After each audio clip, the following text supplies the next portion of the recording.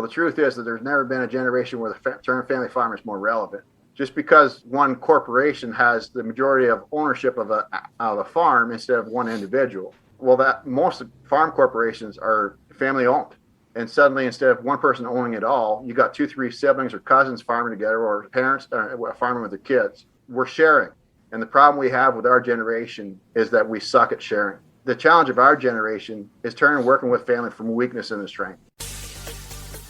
Ladies and gentlemen, farmers, ranchers, and distinguished guests, thank you for listening to the Farm for Profit podcast, where we discuss the latest ideas, methods, trends, and techniques available to help your farm achieve higher levels of farm profitability. The Farm for Profit podcast is co-hosted by Tanner Winterhoff, the Iowa Bankerman, and David Whitaker, the Iowa Land Guy, where in tandem they will share their ideas and advice from industry experts. Thank you again for listening to the Farm for Profit podcast. Remember, if you aren't farming for profit, you won't be farming for long.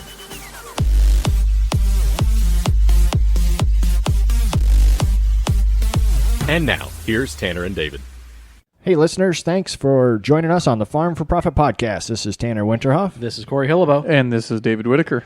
We are very thankful that you continue to join us, and especially thankful for your contributions to the show, including suggesting topics. That's what we are talking about today, is one of our listener suggestions from Jacob Miller. So thanks for sending that in. We'll go a little bit more in depth with what he's suggesting when we get to that topic, but also thank you for connecting with us on social media and sending us those guest suggestions, topic suggestions, everything to that farm4profitllc@gmail.com address. And Tanner, I was just going to echo the same thing. farm4profitllc@gmail.com. And thanks for leaving us reviews, telling your friends and families about us. Today's Head of the Class listener review brought to you by Gearinghoff, because they are the head of the class no matter the crop. Premium harvesting heads for all your harvesting needs.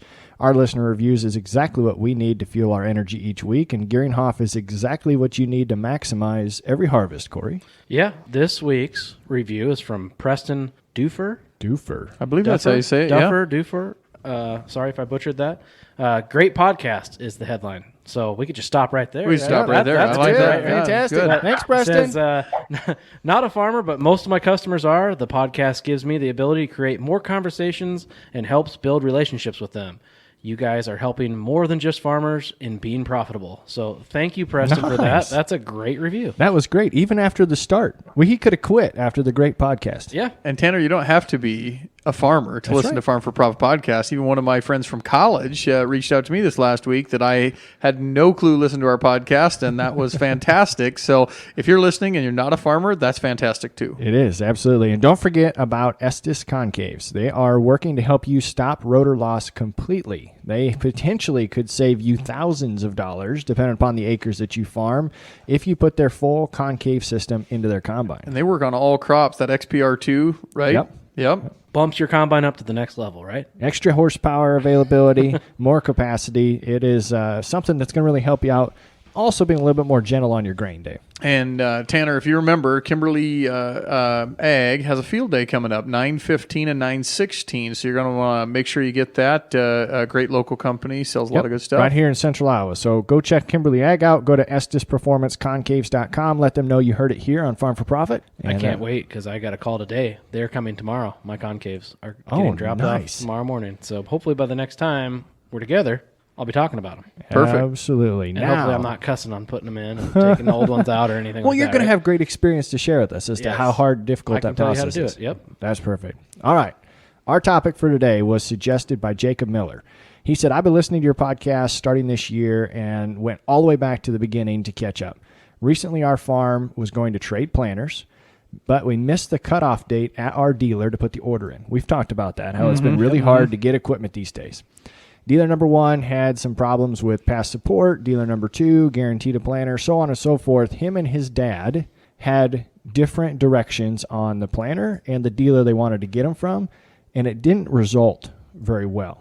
What about doing a topic? We'd like to hear your insight and put some feelings aside to focus on the business dealings as to how to work better with family, whether it's between generations or between siblings. So that was from Jacob Miller, and that's what we're going to try to attack today, Corey. Yeah, that's something that's so hard when you are in such a business that's farming, that's so personal, but yet it is a business, and that's why you have the podcast called Farm for Profit. So it's two things that are trying to come together, because you still have to be able to go to family dinner.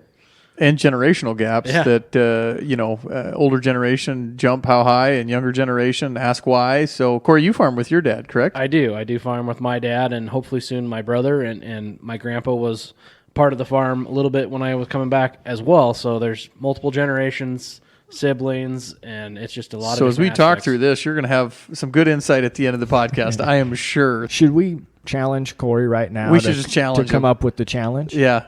At the end of this? You're challenging me. Okay. Yeah. All right. So you be on the watch. You're All the right. one that's going to deliver the challenge at the All end right. of this Sounds episode. good. So we are now going to focus on helping stubborn farmers work together. Now, I'm going to put the broadness out there that this could be generational, this could be siblings, this could even be non-relational stubborn farmers working together. But I'm extremely excited because we have our guest today, which was another listener suggestion, Andy Junkin. He refers to himself as Andy Cajun Junkin. God-given life mission of preventing other farmers from being faced with family frustrations. He found out that he had a natural gift to help mediate family situations and disputes. In 2010, he opened his office in Western Ontario, and over the past decade has been able to help farmers over 21 different states and 4 Canadian provinces for many years. You could say that he lived the lifestyle of a missionary priest, driving over 70,000 miles a year. I don't even have that many miles on my pickup. Mercy. Well, you get a new truck like Towns are farther away in bank of Canada. It's crazy. Doing all this together with his wife, Bernadette, he bought a little farm in Iowa, and the good Lord blessed them with 2.5 children. He's got one coming up here at the end of 2021 and an amazing marriage. Bernadette is the key driver of the business from behind the scenes, and together they're determined to help as many farmers with this issue as possible. So welcome, Andy. Good to meet you folks. How are you? Very We're good. So are you living in Iowa now? You bought I'm a living farm. the dream in Iowa. Yeah, Okay. absolutely. Yeah. So That's awesome. it's we just north of Mount Vernon, Iowa here. So we love it here. So Very cool. Where did the Cajun come from? my hometown is Bob Cajun, Ontario. I'm a 7th generation farm boy. When I went to college, there was never a farm kid that was more passionate about where he was from. And so it was just a nickname that stuck. Everybody but my mother calls me Bob Cajun, or Cajun. And unfortunately, when I was 35, I was really driven to carry on as a 7th generation tradition. It really weighed heavy on my passion for farming. And when I was 35, I found myself with a rope around my neck and a 22 in my lap. I was sitting on a barn beam, and I almost killed myself because of the frustrations. It wasn't because I was mentally ill. I was emotionally very sick because we were constantly butting heads and pulling the farm in different directions, and everything just fell apart. And so for the last since that moment, my whole life purpose has been to help other farmers avoid the same frustrations of what my family went through, and turn stubborn from a bad word to a good word on so many family farms. I think that's why we're here today. And I know we might be taking this one step further than Jacob was asking us to, but I hope we get to the bottom of a lot of things and provide some pretty good advice today. So thanks for joining us. Remember, we're going to be a little bit broad here. We're not going to be able to fix individual farm issues. This could be multi-generational. This could be siblings, so on and so forth. But there's always that dynamic, Corey, of somebody calls the shots. Somebody's the boss, whether it's set in stone and very clearly communicated or assumed. Somebody calls the shots. But do we have what it takes to make people work well together? Yeah, and I think what you said, someone always calls the shots. It's like always unspoken. It seems like communication is probably where I find myself the most terrible. And I think we communicate better than a lot, but it's still like just an unwritten rule of, Dad's the one calling the shots, and it's just because he always has, right? And you just don't step out of your comfort zone. Right. And when does it switch? Yeah. And that might even change husband and wife as well. Yep. So as more females get into this farming game, and the wife is definitely a key player in that, I think we need to involve them in the decisions. But, I think back to how I was raised. I think most would think back to how they're raised. And when I was raised, my dad called the shots on everything, but he always got input from the kids, my mom, others, elders, etc. But he was the ultimate decision maker. So he like to input from others, but he may take your idea, he may not take your idea, and he's going to run with it. Right. So, Andy, with your experience, how do we make it to where we end up working well with our family? I think the biggest thing we've got to do, boys, before we get into this is really understand the biggest change we've had in technology and farming over the last 50 years. And, you guys can think of half dozen other ideas, everything from GPS and the combines to biotech technology. But the biggest game changer from my perspective is the fact that fewer farmers are dropping dead of heart attacks in their 60s than back in the 1960s. I mean, modern health sciences has been a game changer. We never really think about it.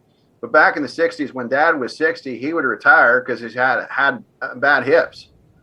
Well, nowadays, Dad's going in for hip surgery and he's farming to his 80s or 90s. And I think it's awesome. If you want to farm to the day you die and you're diehard like I am, I mean, God bless you. I'll make it happen. But the problem we have is that we got suddenly, instead of there being one dictator on the farm, we got 3-4 guys being the dictator. Yep. And because this technology is so darn expensive, it doesn't make sense every 25 years to split up capital between siblings. And so we got to keep it all together. So we got multiple siblings and cousins farm together. And we got too many chiefs and not enough Indians on too many farms. And we joke about it. We often talk about the neighbors about it. But we haven't talked about how much money is being lost because we can't sit down and make decisions together. I think the other thing we haven't talked about is not just the arguments as far as everybody butting heads and pulling the farm different directions and how much money is being lost, but how much time we're not addressing problems because we don't want to rock the boat because we're getting along with our families. And the decision to not make a decision is a decision in itself. Mm-hmm. And I found that if you can change the whole decision dynamics on the farm, you can almost double the farm's profitability. And more importantly, that frustration of farming with family goes by the wayside and farming with family becomes fun again. So Tanner, I just came up with 3 questions in my head just from that statement. So if we have 3 dictators and we have older generation coming in, one was, when does the old generation retire? But before that, let's back up. How do we, as people, set who the leader is?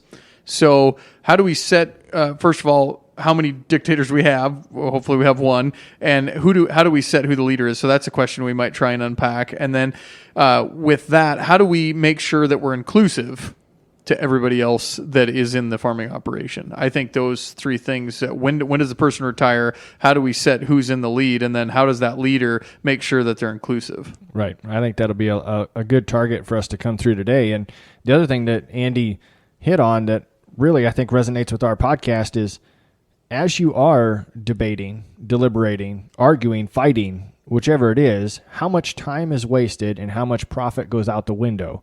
Because time's money. We've said that over and over again. So how much time is misused or wasted to argue on a decision or fester on someone choosing something that isn't what you thought? I was even going to say, even he said the decision to not make a decision is a decision. Right. So how many times are you just happy with the status quo because you're not making ripples in the relationships when you're leaving stuff on the table? Right. You're just not fighting. Everything's okay. Yep. But you wouldn't believe how much money is actually lost through just by that.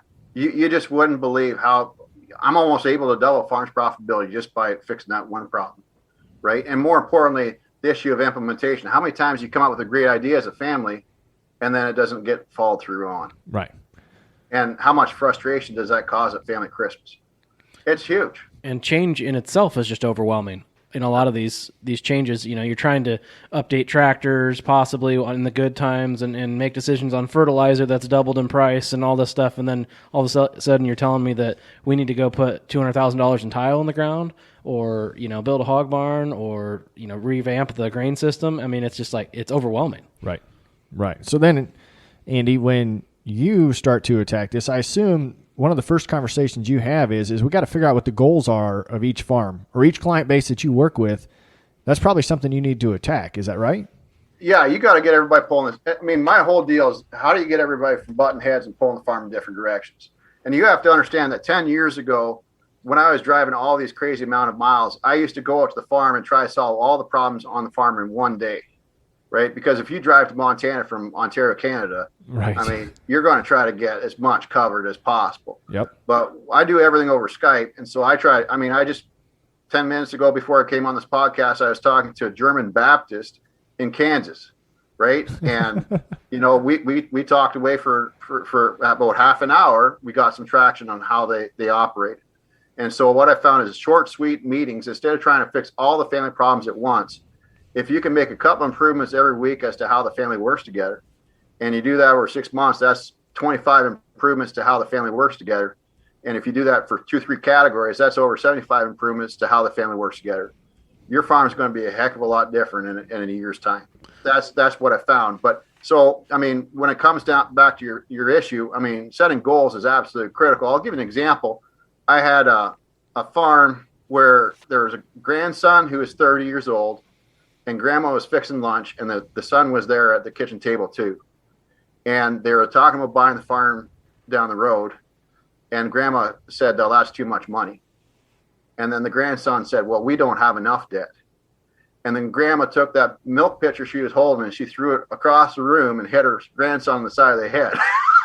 And the thing is that's common, because the issue that they had was, I mean, grandma had a lot of respect for the grandson, but the grandson had gone to Cornell College, and his professor had taught him to max out the amount of credit you can access. And grandma went through, they almost lost the farm in 83. And her goal has been over the last 30 years is to have been dropped down the debt. And she was really proud of where they were at. And, neither was wrong. There's many ways to skin a cat, but what you got to do is you got to get a consistency in the philosophy of how you farm. It's not just an issue of setting goals. It's an issue of getting consensus as to how we're going to manage this farm. And so there's got to be some things that happened in the past that's got to continue into the future. Like, having low debt to equity is important to grandma. So with every farm, I suggest you identify 5 things that made the farm successful that you got to continue doing on into the future, right? And then I suggest you like low debt to equity. I mean, for that family, it was just a matter of getting them to agree that they didn't get their debt to equity over 25%.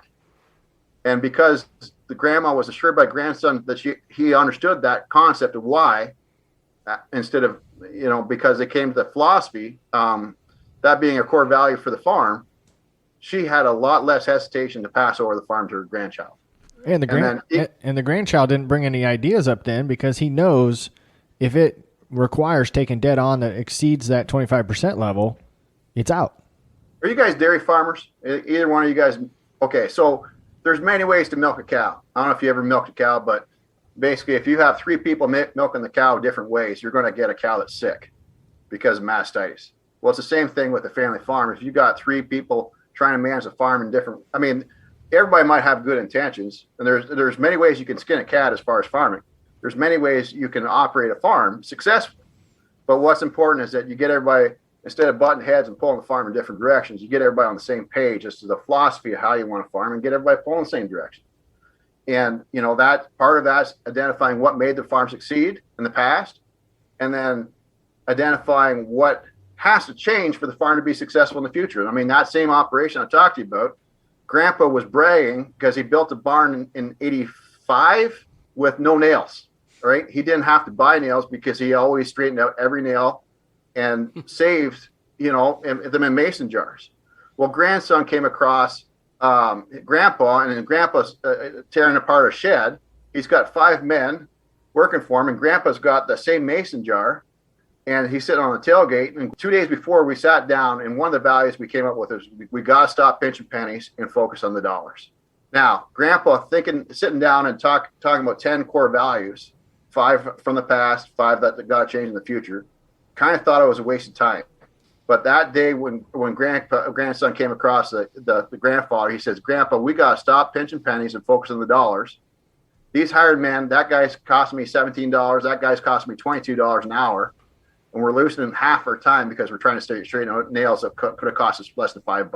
Mm-hmm. Right? And because they had the same principles agreed upon, the way that they went from constantly bickering about every little decision to everybody being on the same page and pulling the same direction just completely changed that operation. And succession planning 6 months later was easy because they operate on the same philosophy. I mean, goal setting is important, but that's just, what I'm saying to you is that's just one simple way to improve how a family works together is getting 10 common values. Right. But if you can make a couple improvements like that every week for 6 months or once a month over 2 years, I mean, your operation is going to function at a whole different level of profitability. And you eliminate that bickering and where the money slipping in cracks and farming becomes fun again. That just reminded me of a story. One of the prior bank presidents used to ask everybody to keep the receipt tape. So on your adding machine, there's a roll of receipt tape that would keep track of everything. He wanted you to re-roll that and then flip it. So that way you are now typing on the backside of the original roll. And he didn't realize how much the employees hated that task of trying to keep it straight, not ripping it, to meet his expectation, and didn't realize how much more stress that caused on the employees than what the value was. So that's a really good example of, if we all are on the same page, we don't have to talk about it. It's just a thought. We just know. But Tanner, how much of that is communication? So without that communication, we don't know that his expectation was to save paper. Their expectation was, you crazy man, we're flipping over paper and re-rolling it. So unless somebody communicates, and everybody's a little sheepish to do that because we don't want to tell the boss they're wrong, and we feel the boss is going to tell us how it is any way you look at it. So initiating that conversation might be a challenge. Right. I would also argue that grandsons and sons, granddaughters and daughters don't want to disappoint their parents. And very, very few situations do they want to do anything that makes their parents or grandparents disappointed about them. Vice versa, I think parents would say the same thing. They don't want to embarrass the other generation. So without words being said, they're all almost walking on eggshells to begin with. So, Andy, is there a time to bite your lip and bide your time? I feel like I've had other people come in that I'm like, oh, you shouldn't have said that. Oh, you shouldn't. It's not the time. It doesn't seem right to tell grandpa that or whatnot. Is there a mentality of younger farmers that bite their lip and bide their time and don't bring it up because they don't feel it's right? I think you guys as a family have to sit down and talk. You have to have an agreement as to having a family business meeting. So for some families, it's every week. For some families, it's once a month. But for 95% of farms right now, there isn't a time, right? So, quite often, it's like a stone in your shoe, okay? If I had a stone in my boot, we as farmers have a common sense to sit down and take a stone out of our shoe. Now, I had a cousin who was also a neighbor. The problem was that he was a cousin a couple different ways. That's the inbred town that I'm from. But the thing is, I was going there. Back in Bob Cajun, right? The thing is, anyway, so the thing is, he didn't take a stone out of his shoe. He's a bachelor. He wouldn't admit that he had a problem. And then he started walking around the stone and shoe to the point that he got gangrene in his foot. And we had to amputate it. And for a lot of farm families, there's a stone in your shoe or a pet peeve that you have or a problem that you've identified in the business, but you don't want to say something because that falls into your other partner's territory. And so it rubs you the wrong way until you have a big fight. It's like gangrene sitting in your foot. If you had addressed it earlier, it would have not been a big deal. Right. Tanner, I could argue that with my wife. But so I'm a huge believer that you should have as a family, you should have a time and place that everybody has to come to the table with one business problem they've identified, and then you sit down as a family and problem solve. And you start off with small little issues. Like I like to, with the family meetings I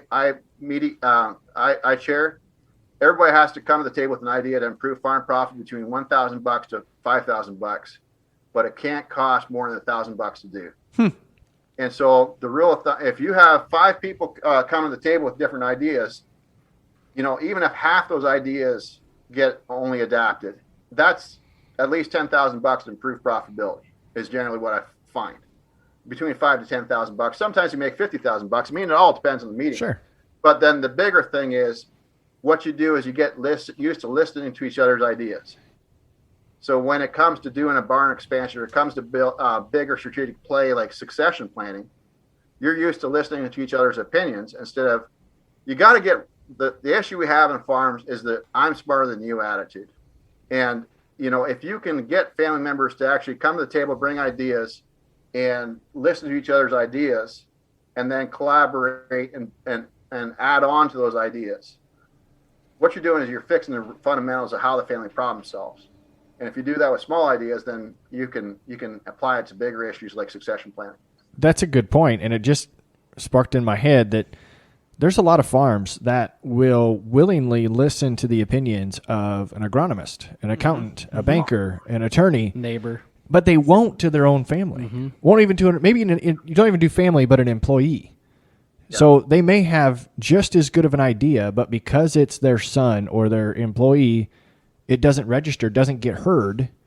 But yet, if you were a paid agronomist saying, no, this is something we need to do, they'd probably take your advice and write the check. Well, my wife says that to my father-in-law. We just got to make Dad think it's his idea. And then it'll come through, see? And it's worked that way. But how many years does it take for a good idea to actually get adapted? That's the problem. Right. And then a lot of farms, it's taken 5 years for you to suggest an idea for Dad to actually apply it. But the problem we have with young lads is when young lads come home from college, they got a ton of ideas to improve the operation. Yep, full of ideas. Well, my dad plowed down my crops, right? Because my mother, the day I left for college, she said to me, if you don't fix these farm financials, I'm leaving your father. So I came home with literally five Tupperware containers full of data and research to turn around a farm. But my dad rejected every one of the ideas. And I couldn't understand that because my friends, they did their business plans. I spent, 18 months putting together a business plan that was 1,000 pages. My best friends, when they went to college, they did the business plan the day before it was due in class. And yet my friends, they had their parents go build those barns, adapt those ideas. And I was really jealous of them. And I couldn't figure out why my dad wouldn't listen to my ideas when they were so well thought through. And my friends, they got their dreams, their parent. The thing is that the parents bent over backwards to implement their ideas because they didn't want to say no to their kids. But at some point in time, these suggestions from the kids are seen as a statement to mom and dad that you haven't been doing things right. Mm-hmm. And soon these ideas for change are seen as a rejection of past management decisions.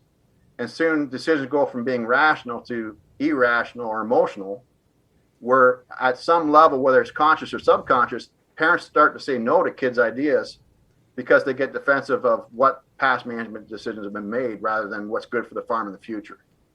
And that in itself is the root of all evils on a lot of family farms, is getting a time and place that you can have mom and dad come to the table with new ideas to improve the operation the same as the son and daughter, so that you guys all start listening to each other. I mean, you're more likely, if a son says an idea to a father in the yard, the dad's going to have his arms crossed and not going to be wanting to listen to it. But if the father is going to pitch his idea in about 3 minutes after the son pitches his, after you're done discussing his idea, the father's going to be more opening to listening to the son and daughter's idea.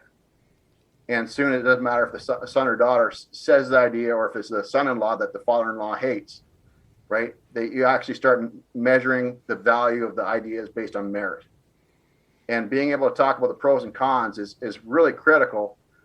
Sometimes ideas are good, but they just need to be tweaked in order to be practical for your operation. So is at the core of your things that you do, is the family meeting like the main one? I mean, what I'm looking at is when you first initiated family meeting, I was thinking, well, yeah, that makes sense. Get together and figure things out. But in all reality, it's a tool to get you to learn how to cope with one another. Communicate. Yeah. Yeah. I mean, there's only three things I do. Okay. One is I get the family, everybody has to come to the table with an idea to improve farm profit by $1,000 without spending $1,000. Okay.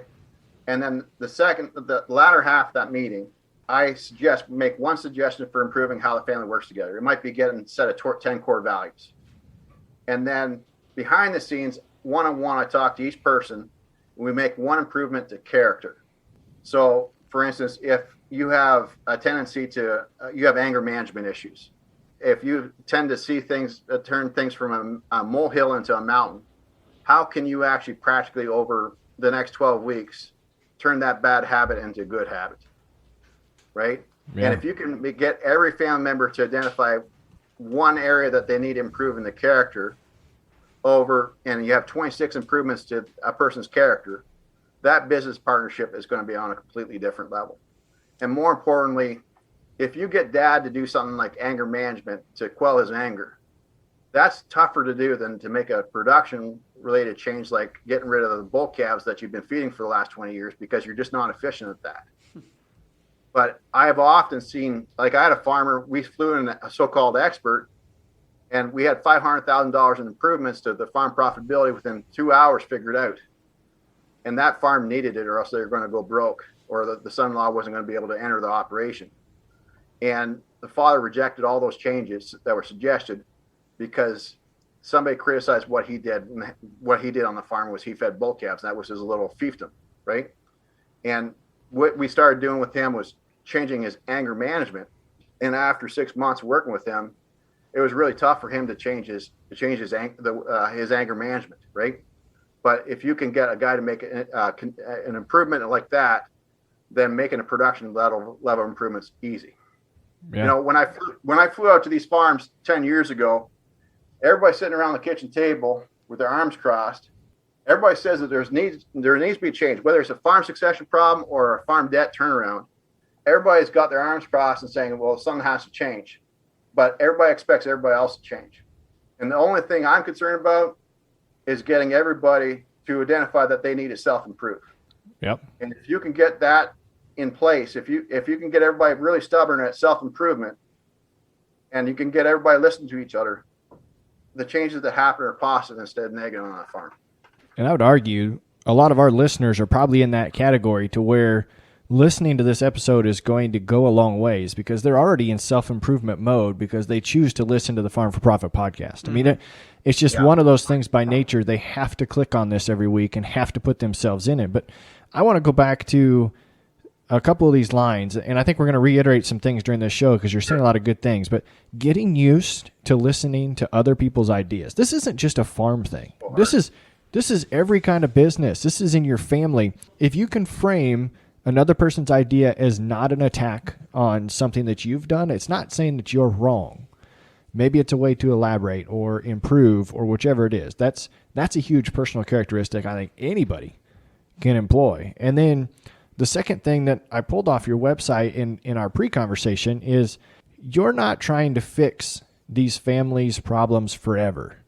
No. Your goal is trying to fix how the family solves problems in the future. And that's kind of the base. Yeah, I mean, I'm trying to problem solve how you problem solve. So, I mean, 10 years ago, I used to fly out to farms, and I'd be the hero that saved the farm. I mean, solve some sort of problem the family had, whether it was succession planning or farm debt turnaround. And then 3 years later, I'd be called back out to the farm. And I thought that was because I was such a great guy. But the root issue is I didn't really problem solve how the family problem solved. And so anything you can do to improve the quality of decision making, it's going to skyrocket the farm's profitability. And anything you can do to get and improve the quality of decision making, it's going to get rid of all the frustrations of farming with family, and farming becomes fun again. So he's teaching them to fish and not giving them the fish. Not giving them the fish. Oh, look at you. Kind of teaching them to farm, not, Exactly. Yeah, you got it. You get it. Not just giving them the farm. But I can tell you this, is that if you've got a partner that sometimes they give off that sense that they have I'm smarter than you attitude, you're losing about half of your potential profit on that farm. Because I guarantee you that you have the same attitude sometimes. And if you can get rid of the I'm smarter than you attitude and have an attitude of humility where you guys are able to, instead of one person being a power play over decision making, we're able to make decisions with humility and listen to the best idea and the best, instead of it being more important to be right, it becomes more important for things to be right. You can double your farm profitability. It's unbelievable. Tanner, it makes me think of a story at the fire station. So one time we were putting a metal bracket to hold a ladder up on a concrete wall, and one of the other firefighters says, "Oh, we'll just use some drywall anchors." And I'm thinking to myself, drywall anchors are for drywall, you dingbat. There's no way they're going to work in this concrete. And my lieutenant just kind of grabbed my shoulder, says, "Just let someone else's opinion ride this time." And I said, "Well, you know it's going to fail?" He says, "Yeah, I know it's going to fail." He says, "Just let him do it." He says, "Sometimes just being heard isn't always the thing. Let them do it their way. Even if it fails, even if we're going to lose money."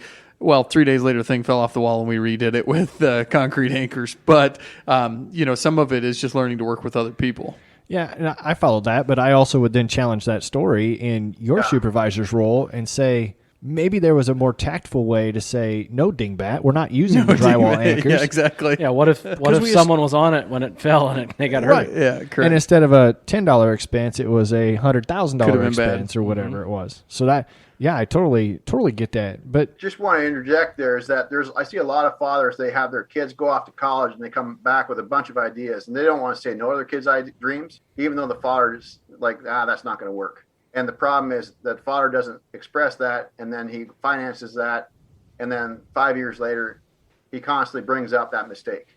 Corey, did you have that problem? No, not really. My dad's pretty open. I mean, I did have a large list of Ideas for your farm. when I came back. I think one thing that we've heard reoccurring of several of our guests is their family not only made them maybe go to college, but made them go work somewhere else before coming back to the farm. Learning to work with other people that aren't your family Before you and come. see how businesses are ran, and whether it's in ag or not, is what I think is very valuable, coming back to work with your family that's in a business together. But I think the thing is, if you can get really good at weighing pros and cons of ideas on small decisions, then you don't make those $100,000 mistakes. How many times you've seen a farm go bankrupt because the son wants to get robotic milkers in place or a new type of barn, but the parents don't want to say no.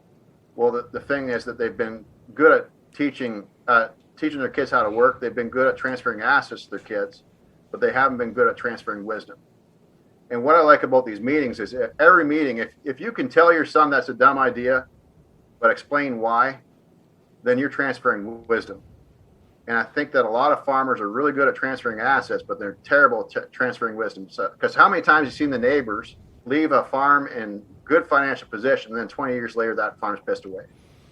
That's because any fool can give a son a daughter a tractor, but very few farmers are successful in transferring wisdom so they can make that tractor pay. And that might be a generational thing. I know my dad was a Marine, and if he says jump, you don't ask why, you just jump. And you say how high.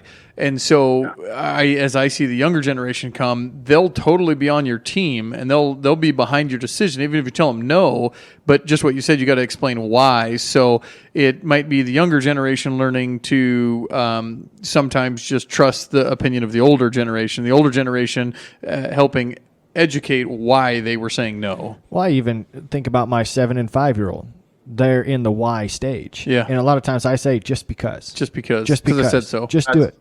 And that's probably not good enough when it comes to the farm family business. No, not in business. Now, as a mother-father relationship to a child, probably it's okay. But, yeah. Well, a lot of families have a hard time transitioning from the mother-child relationship to the business professional relationship. Yep. I mean, that's why I created a course called Coming Home to Farm. And basically, it's for farm kids as they come home to farm. It's like a pre-marriage class before they marry the farm. And so it really questions whether or not you're serious about farming. Why are you farming? Are you farming because your parents want you to, or because you really want to? But more importantly, it gets the professional relationship. How are we going to make decisions together? How are we going to take decision making from good to great? So it's not just going to be the son walking in the father's shadow for the next 15 years, but that the son and daughter can constructively provide feedback on how to improve the operation without it coming across as criticism and these type of things. It's being taught by several colleges like University of Illinois, and also Washington State Farm Bureau is really pushing it. But I did a new version of the course. Instead of 15 hours, we filtered it down to an hour. And your listeners can go to agriculturestrategy.com and get it free this fall. And basically, it's an hour-long course, and then we give you a 5-minute segment every day that you can listen to on the toilet, and you can I'll sit down with your family at the end of the week and talk about the ideas you actually want to implement in a practical way that works for your farm. That's perfect. Yeah. I think we're getting to the root of our listeners' question. It sounds like we first got to start working and fixing the family relationship and making sure the family's all aligned. But one of the questions Jacob had for us was, how do you gain the ability to disagree at work, and works in quotations, meaning at the farm, and still be cordial at the supper table or the family picnic or whatever it is? Do you have any tips for our listeners on how to separate business and family?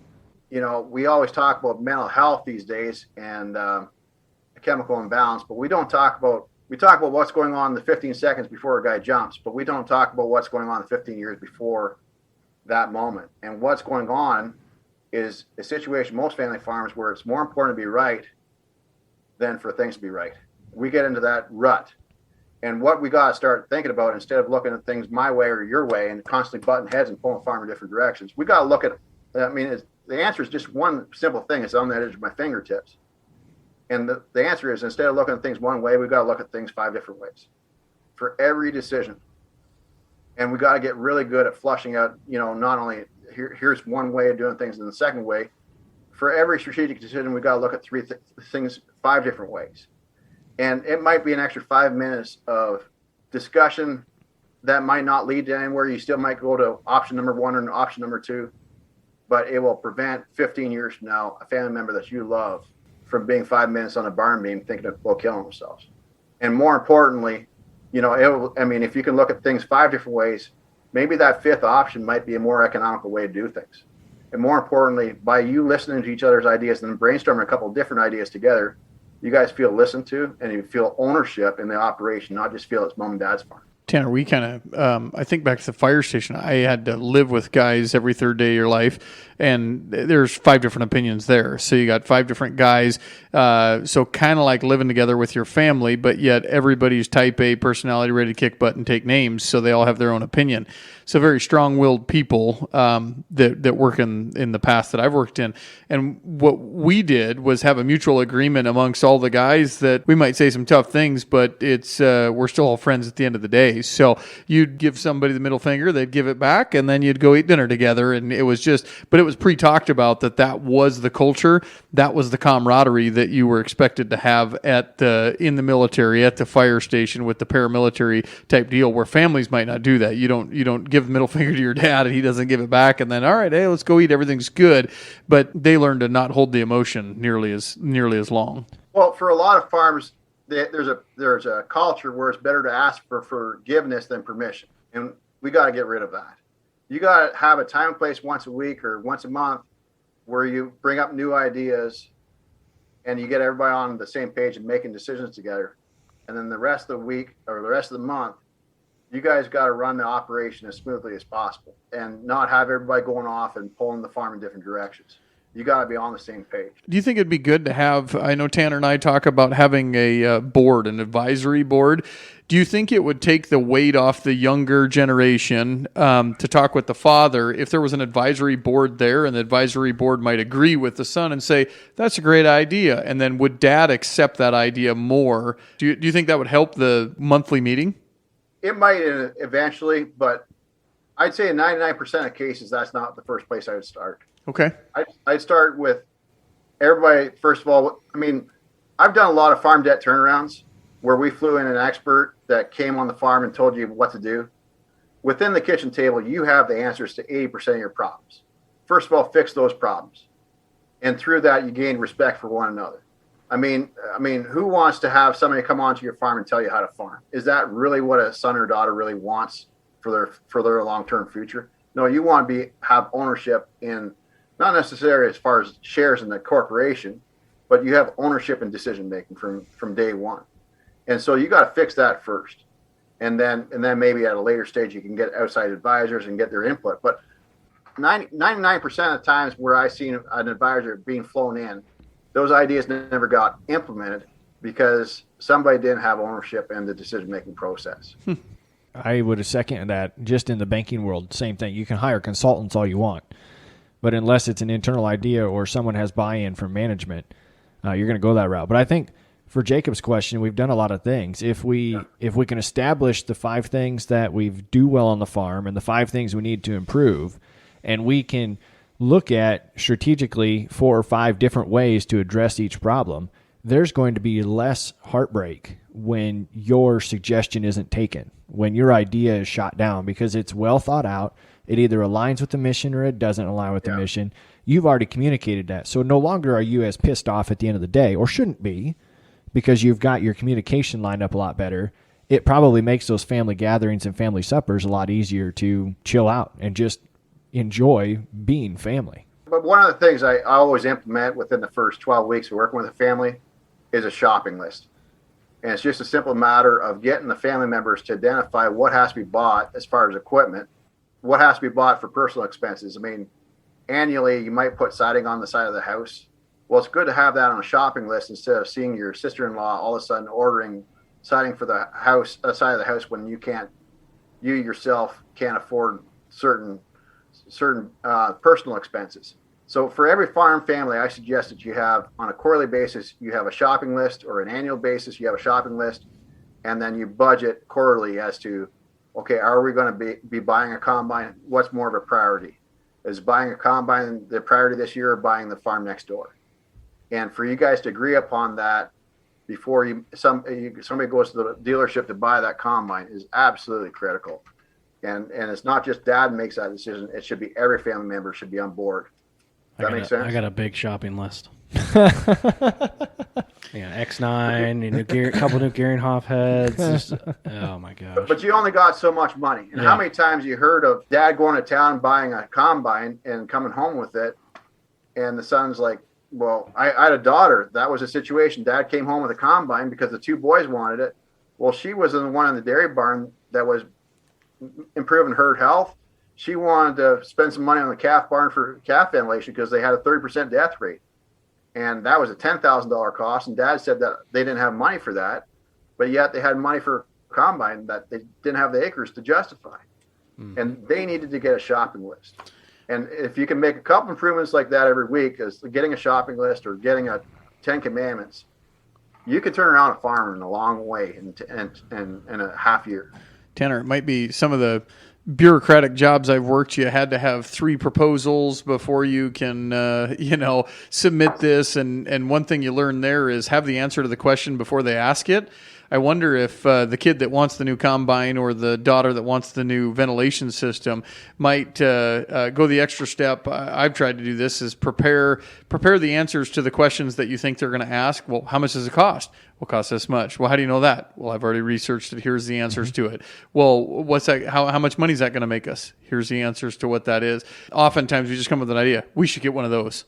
Well, we don't justify it. So maybe we try and justify as the people that want the extras or want the new ideas, have the justification before the idea, before you ever bring it to the table. Might be a good... Right.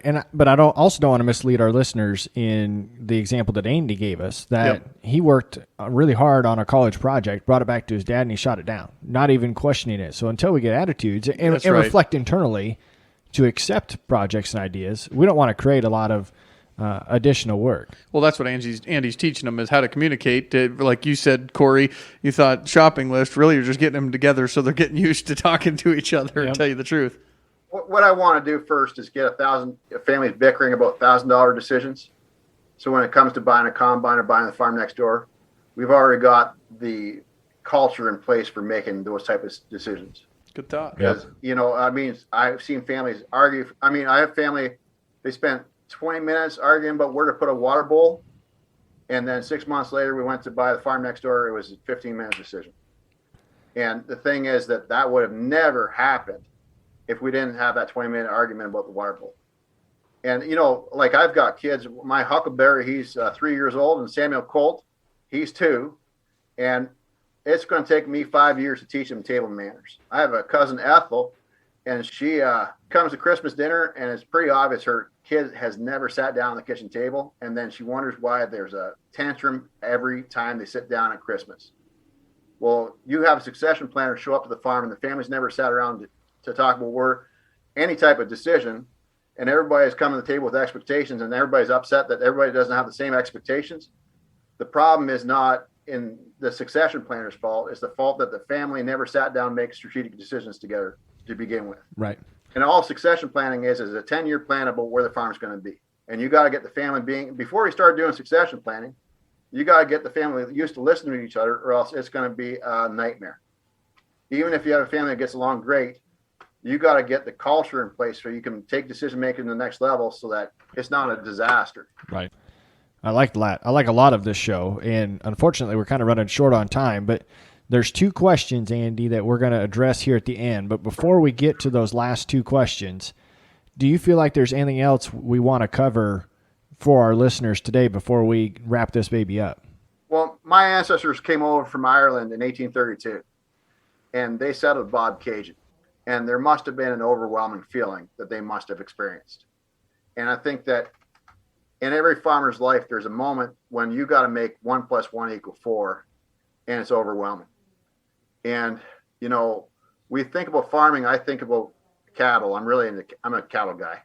For a lot of my friends, they think about tractors and the feeling you get on the first day of spring when you're driving that brand new tractor. To everybody, farming's a different thing, but my ancestors in 1832, they just had a few hand tools that you'd find in your garden shed nowadays. I mean, farming has changed over the years, but the one thing that's been consistent is the need to change. You see, the thing is, my ancestors, when they came over in 1832, I guarantee you 10 years later, they're different. What made our farm succeed is carried on over the generations is the fact that they became stubborn. They became resilient and persistent. What caused my family to fail was the fact that we were stubborn. And we failed to change who we were as persons. My dad and I were so stubborn, we refused to change who we are. And as a result, we're out of farming. And that's the way it has been with farming ever since over the last 200 years, is every generation, half the farmers fail. And for the pioneers that came out west, half those pioneers went to the cities or they went back to Europe because they couldn't hack it, because they refused to change. And the challenge for our generation, these hippies in California say that the family farmer is dead. Well, the truth is that there's never been a generation where the term family farmer is more relevant. Just because one corporation has the majority of ownership of a farm instead of one individual, well, that most farm corporations are family owned. And suddenly, instead of one person owning it all, you got 2-3 siblings or cousins farming together, or parents farming with their kids. And so we're sharing. And the problem we have with our generation is that we suck at sharing. And if we want to pass over grandma's farm to our grandkids, we got to learn how to share. We got to learn what our grandmas tried to teach us in the back of the sandbox behind the house, and apply those principles to the family farm at a whole different level. If you want to be farming in 30 years' time, the challenge of our generation isn't grasshoppers or the 80s farm crisis. The challenge of our generation is turning working with family from weakness into strength. And half the farms that will learn how to do this, and they'll still be around, and half the farms will never do that, and they won't be farming in 30 years' time. Good. Well, I like that. I've got so much to say that I think we'll just go on to your two answers. I mean, I just come to my website. If you like what we're talking about, I'll give you 7 ideas that you can actually change your perspective on farm decision making that you never hear about before. So this just popped into my mind. I'm trying to think of these family meetings. We used to have family meetings quite a bit. We don't do them as much anymore. Like, what is the process that you're doing to initiate this family meeting, and how does the family meeting look like? Are you running as like a conduct of meetings? Is there a leader in it, or how does it look like? It depends on the personalities in the family, right? But basically, what my goal is after 26 weeks is to get the family to the point that they can do it themselves. So it might be one person prompting leadership. Every family is going to be a little bit different, so I don't think there's a good answer for that. Mm-hmm. My goal after 26 weeks is to really evolve the quality of decision making, and as a result, and basically turn bad habits on the farm into good habits, and really turn the family being stubborn with each other, and to stop being stubborn how they work together, and to start being more stubborn at the habits that they need to improve on themselves, to turn bad habits into good habits, so that working with family is easy. Do you have a generic outline, or is that different with every situation as well? I think the generic outline that I have, as I said before, is one, as I get everybody to come to the table with an idea to improve profitability. I have one improvement. I make one recommendation as to how the family works together. And like I said, like a shopping list, or getting the family in the habit of getting 10 commandments. And then each week we make one improvement in everybody's character. And so if you have three partners, there's 3 partners, they may all be trying to work on anger management because they have that in common. And then towards the end of the program, we identify bad habits that each individual has themselves and try to turn them into good habits. So as we get ready to wrap this up, Andy, we asked the same question to every one of our guests. The farms that you've worked with, you've obviously got to witness a lot of different operations. What do the most successful family farms all have in common? The change in attitude from I'm perfect, my partner's got to change, to I've got to change. I think as farmers, I think there's no better place for a kid to grow up than the family farm. And I think 4-H exemplifies personal development and growth. And I was sitting in a family meeting one time, and there was 2 brothers about to split the partnership. And that's because nobody wanted to change. Yet here the kid is at the kitchen window leading a 4-H calf.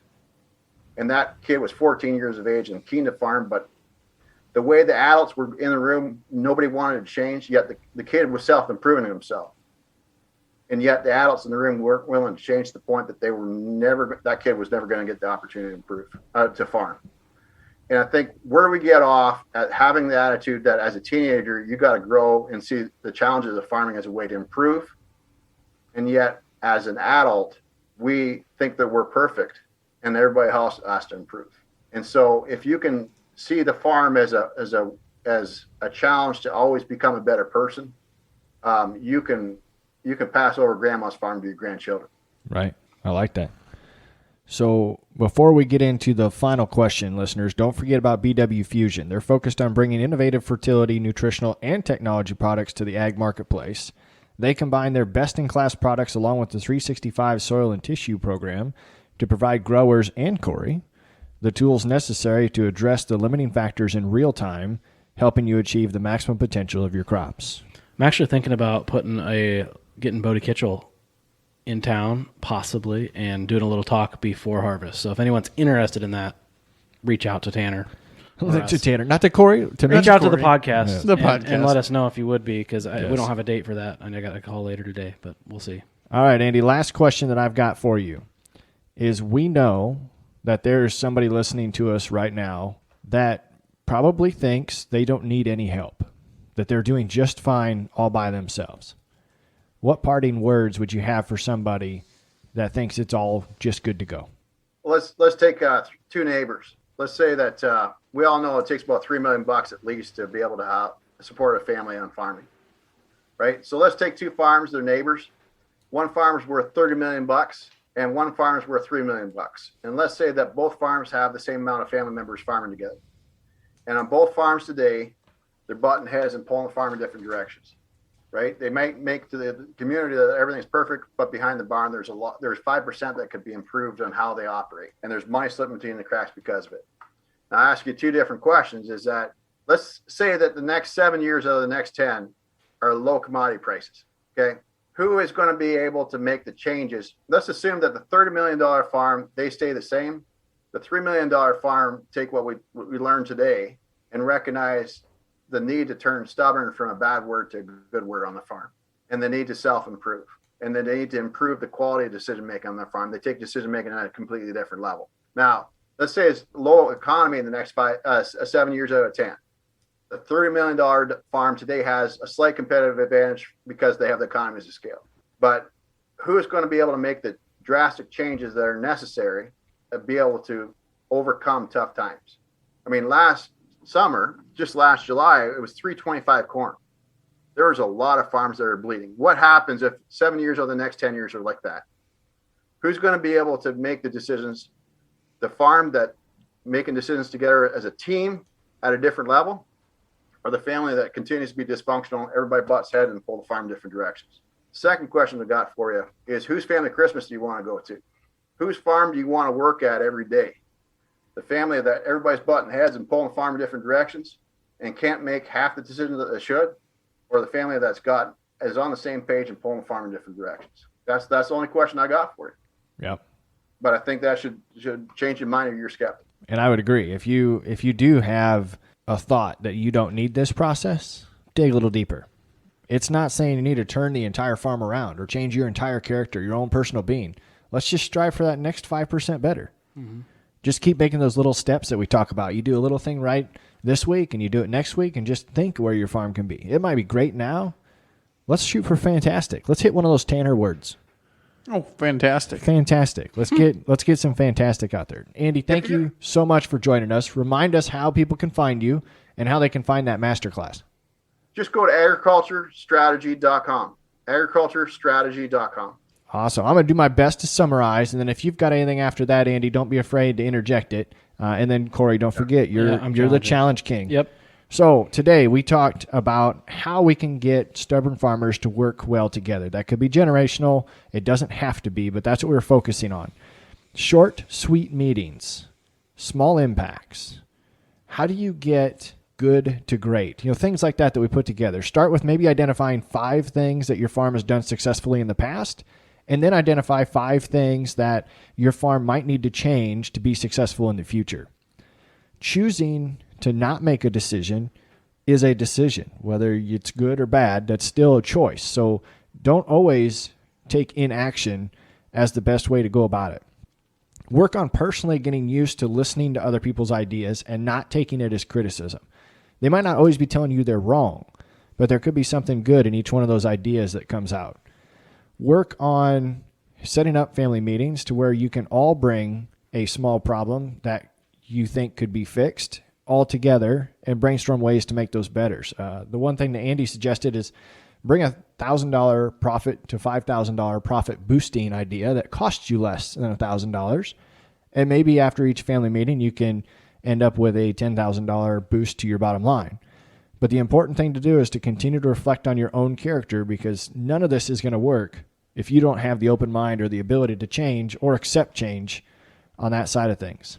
We're really good, as Andy pointed out, at transferring assets to the next generation, but not necessarily transferring wisdom. So continue to work on your communication ability and help set up an environment where people feel listened, because when they feel listened to, they develop ownership. And when there's ownership, there's a lot more momentum and motivation to help your farm achieve higher levels of profitability. Work on getting those advisors and mediators together, but most importantly, work on that communication skills and the root of this, making sure that everybody's on the same page for your farm. So that's what I've got for a summary, Corey. Yeah, and so I got a challenge. My challenge is kind of, it's going to sound selfish, but it's not towards the show. My challenge is, so you took time out of your day to go listen to this particular podcast, but more than likely your dad or mom or brother or sister maybe doesn't listen. And those are the people that, you want to go take Andy's program, go to agriculturestrategy.com and start having meetings. I would say have them listen to this podcast 1 hour of their day while they're driving the combine, driving to work. They could listen to this and just get kind of the direction that needs to happen and listen to it. And then you can talk to Andy, go to his website and get things rolling. That'd be my challenge. But, okay, let's do this, because this is going to happen. Our listeners are great, and they will follow that challenge. So now, if this is the first time you have listened to a Farm for Profit podcast, thank you. Yeah, thank you. And I hope that you enjoyed it and you want to explore some of these others. We have a lot lighter topics. We have a lot of fun, but ultimately our goal is just like the person who sent you this podcast, is to help you achieve higher levels of profitability. So continue to check us out, but ultimately thank you. Thank you for taking the time to listen to whoever sent this to you. Andy, thank you again for spending your time with us, for working around our schedules. And yeah, you got anything else? I'd like to give another challenge to your listeners. I'd like you to come up with a list of 20 of your friends from college and the friends you've made in farming over the years in farming organizations. And what I'd like to challenge you on is for the 20 working days of the week, of the month. So basically, if you just go Monday to Friday, to make one phone call a day to that list of 20 people and to ask them what's one thing that they've done to improve farm profitability. And, it's pretty tough. One of the things that I've seen over the years is there's a bunch of ideas at the start when I started working with a family on how to make $5,000 extra profitability. But if you call that person on the second day of the month or the third Wednesday of the month, every month for 12 months, you'll develop relationships. When you're driving a tractor, you're often fiddling around with your phone. Why not call your friends and see what they're doing, just to socialize, but also pick their brains for one idea. And if you can bring one of those ideas to the table every week, your farm will be at a whole different level of profitability within a year's time. I like that. That's a bonus challenge. That was a good one. That is good. That is great. Listeners, thank you again. Don't forget to submit your ideas, your topics, your questions, farm4profitllc@gmail.com. That's how we got this topic, and I think you know how much needed this episode was. So continue, send stuff in. We will try to help and address those as much as possible. Don't forget to like, rate, review, and share. And until next time, have a good one. Remember, if you aren't farming for profit, you won't be farming for long.